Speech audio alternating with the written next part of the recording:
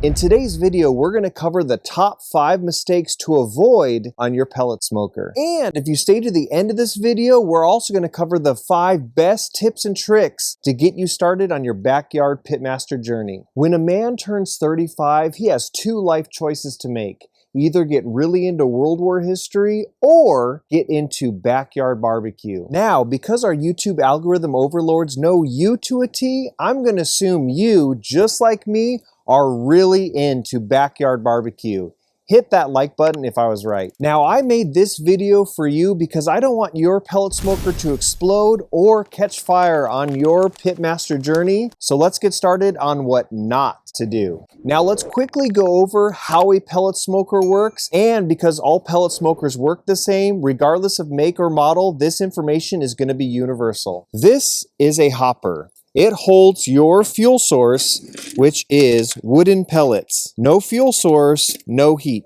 Next is the auger, and the auger transports your fuel source, which is pellets, into the burn pot. Now in the burn pot, and this is where all your heat and smoky goodness come from. Lastly, you have your cooking chamber, and this is where your large chunks of protein are gonna sit. Now, if you've never used your pellet smoker before, you do have to do a smoker burn off, and I will link a video up here and down below in the description. But in short, all you have to do is put some pellets in the hopper, turn your smoker to 400 degrees, and let the smoker run for about 1 hour. After it cools down, your smoker is ready to rock and roll. Woo! Mistake number 1. This mistake is huge, costly, and so easy to avoid. Now I'm going to show you a series of videos. Try to see what they all have in common.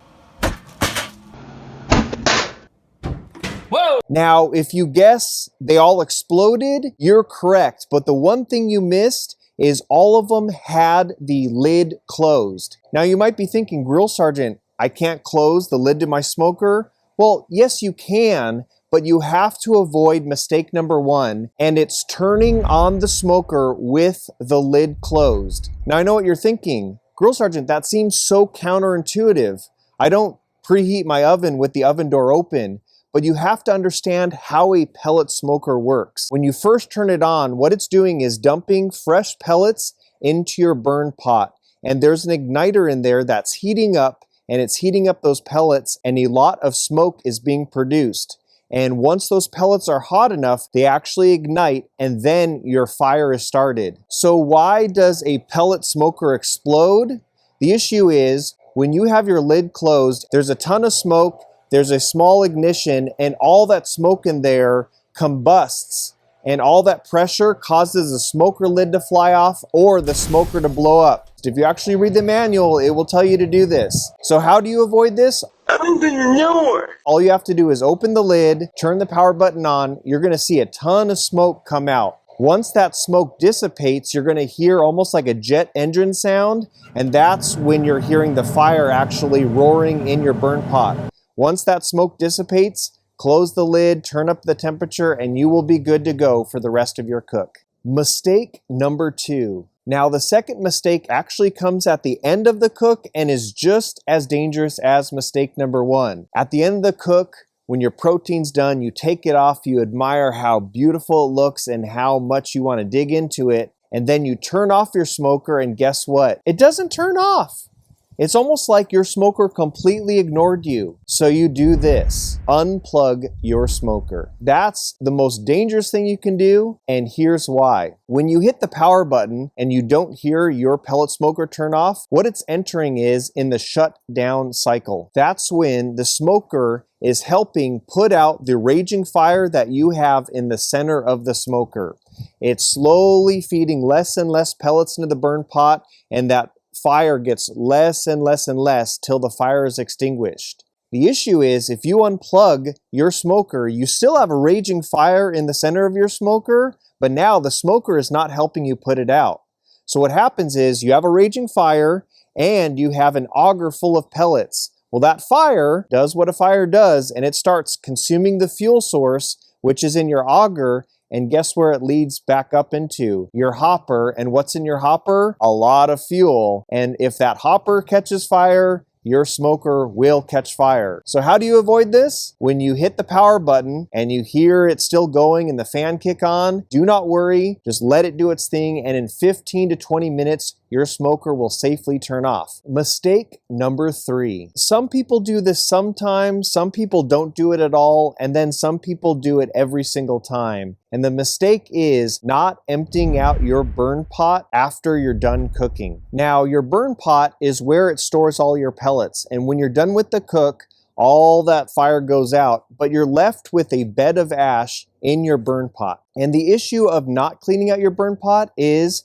your bed of ash acts as the new floor for where the pellets land.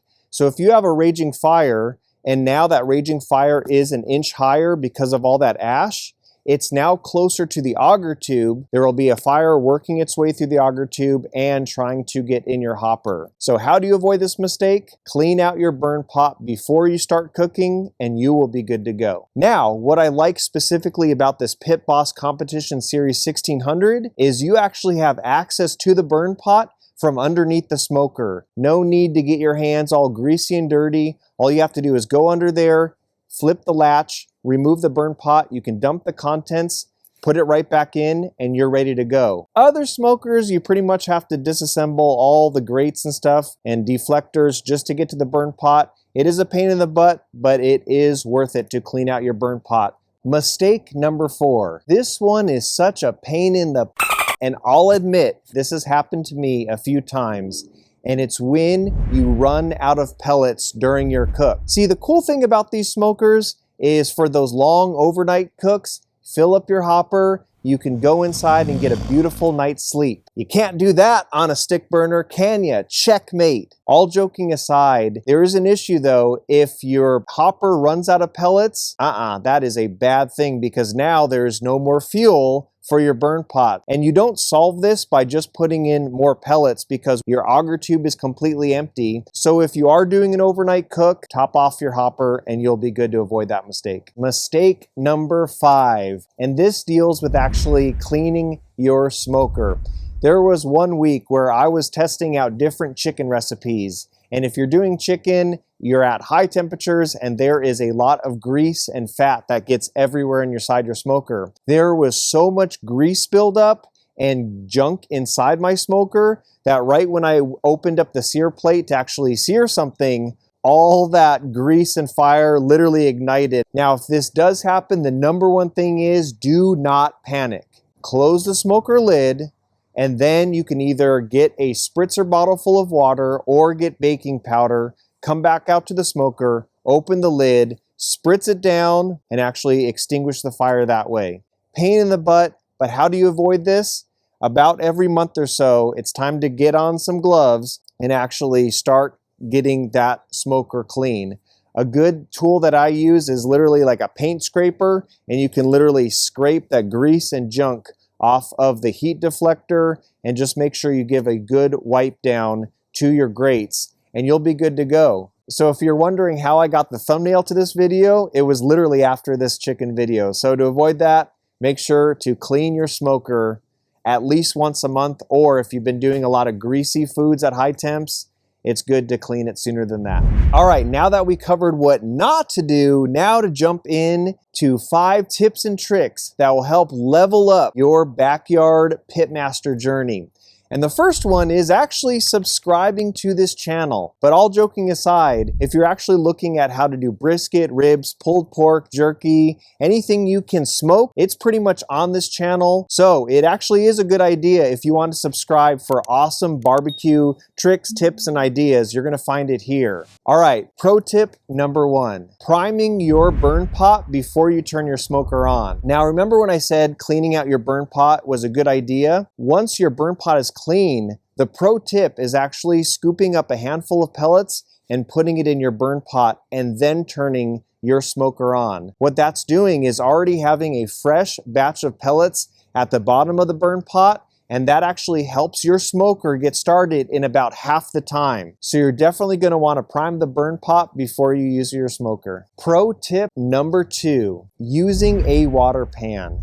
Now, using a water pan has so many advantages to your smoker, but here are my top 3. 1, it helps stabilize the internal temperature inside your smoker. 2, if the water pan is underneath your protein, it also acts as a grease and drip tray. And 3, even if the pan is next to your protein, all that steam helps the smoke bind to your meat. That's a beautiful thing. Pro tip number 3. So this tip is actually a combo one, and it's to cook your meat to an internal temperature, and it's to let that meat rest. So the number one question I usually get in the comment section on my cooking videos is, how long did this take? And I usually don't suggest times, because every smoker is different and every hunk of protein is going to be different for how much marbling and how much fat to meat ratios inside. So it's best to actually go off an internal temperature on your protein and not by time. You will get so much more consistent results actually putting a meat thermometer inside your meat and letting it tell you what the internal temperature is. And the other second important thing is letting your meat rest. It means when you take your brisket out of the smoker, you're letting it rest to 2 to 3 to 4. Heck, some people even let their brisket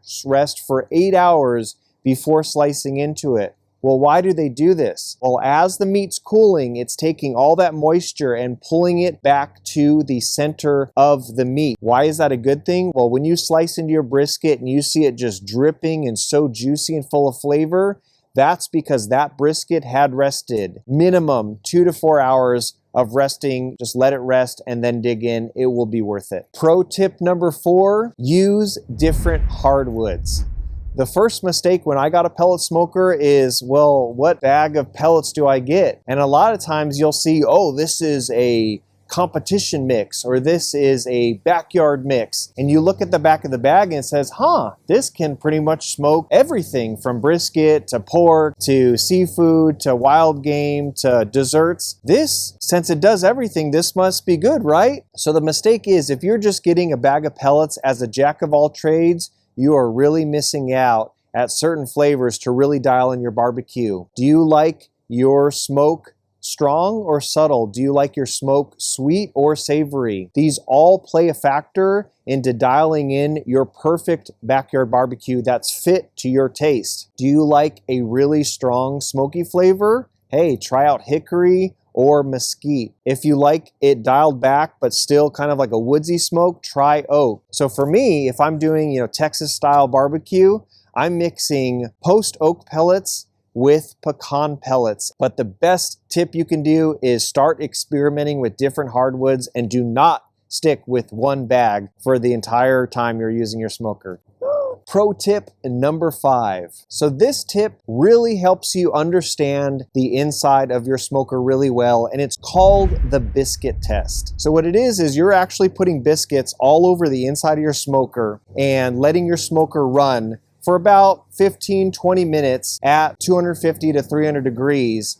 And then what you're doing is checking the undersides of the biscuits. There's some that are going to be cooked more and there's some that are going to be cooked less. And it helps you visually see the hot and cool zones of your smoker. How this is handy in knowing is, if say you're cooking 2 pork butts and one's cooking a little faster, well, during the cook, you can actually swap pork butts, one on the cooler side, one on the hotter side, because trust me, at the end of your barbecue, you kind of want all the food to come off at the same time. You don't want to say, well, I have to wait another 3 hours because it was on the cool side the whole time. So to avoid that, know the hot and cool sides of your smoker, and you can get that done with the biscuit test. Let me know in the comments what tip you enjoyed the best, and I'll catch you guys in the next one. Grill Sergeant out.